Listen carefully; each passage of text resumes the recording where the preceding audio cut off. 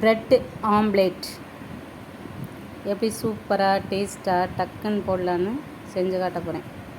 அது கொஞ்சோண்டு பால், சீனி, முட்டை இதெல்லாம் எடுத்துக்கோங்க. 3 முட்டை எடுத்து ஒரு பவுலில் ஊற்றி நல்லா கலக்கிக்கோங்க. அதில் ஒரு ஸ்பூனு சீனியும் ஒரு 25 ml அப்படி பால் ஊற்றினா போதும், ரொம்ப ஊற்றக்கூடாது. ஒரு 25 ml ஊற்றினா போதும். சீனி, பால், முட்டை 3ஐயும் நல்லா அடிச்சுக்கிறணும். நல்லா அடித்து எல்லாமே மிக்ஸ் ஆன பிறகு ப்ரெட்டை எடுத்து அதில் நல்லா எடுத்து துவட்டி ஒரு தோசைக்கல்லில் அடுப்பில் நல்லா ஹீட் பண்ணிவிட்டு ஆயில் நல்லா கொஞ்சம் ப்ரெஸ் பண்ணிவிட்டு, ரொம்பலாம் ஆயில் ஊற்ற வேணாம், சும்மா லைட்டாக தடவினா போதும். அந்த ப்ரெட்டை நல்லா அந்த முட்டையில் நனைச்சிட்டு எடுத்து ஒன்று ஒன்றா எடுத்து போடுங்க.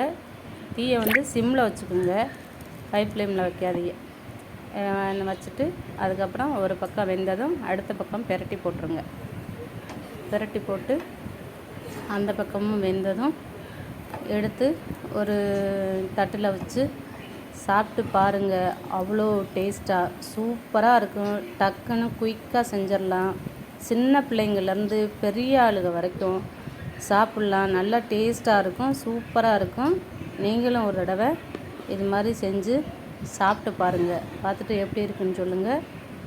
சூப்பராக செய்யலாம், எல்லாருமே செய்யலாம். நீங்களும் இது மாதிரி செஞ்சு பாருங்கள். பாய்.